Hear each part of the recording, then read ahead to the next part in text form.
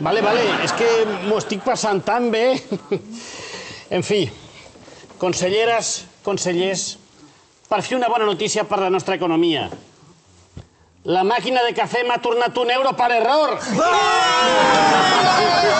Però això no és tot. L'emissió de bons de 1.000 euros ha estat un èxit. Els hem col·locat tots.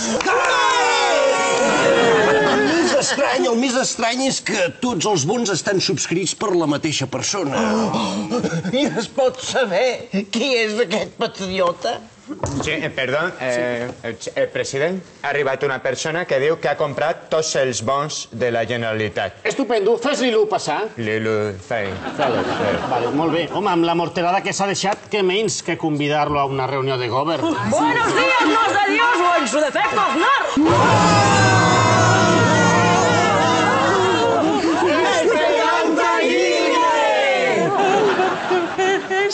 ¿Has comprado tú todos los bonos de la Generalitat? Pues sí. La tenía unos ahorrillos en mi comunidad. En la de vecinos, que la de Madrid también está fatal, ¿eh? Y pensé, ¿en qué invierto? ¿En bonos o en porras? Y compré bonos. Porras. ¡No, bonos! Bueno. Y esta inversión tan importante me la tiene que compensar el gobierno de la Generalitat, ¿no? Yo quiero que la Generalitat pague la ampliación de la M30. No tenemos ni per tarjetes de bus. Imagina't per finançar la M30. Pues ponerle mi nombre a una comarca.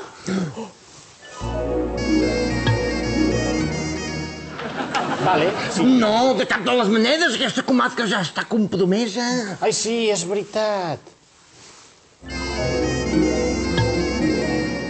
Pues no sé, ¿qué la puedo pedir?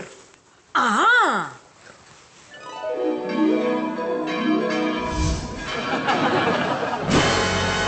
Doncs no queda malament. Però com has pogut? Has destrossat un símbol de Catalunya. Tranquils, tot està pensat.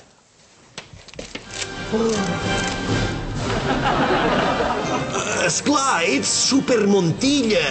I ara volaràs en el sentit contrari a les agulles del rellotge i faràs que el món giri al revés i tot tornarà a ser com abans. I jo tornaré a ser líder d'esquerra i el Puigcercós el donarà... Para el carro! Jo sóc l'increïble home normal. Hola, aquí el president normal. Ja ho podeu fer.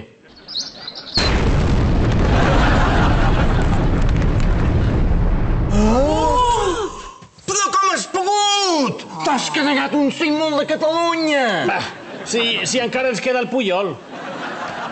I per cert, la màquina de cafè m'ha tornat un altre euro!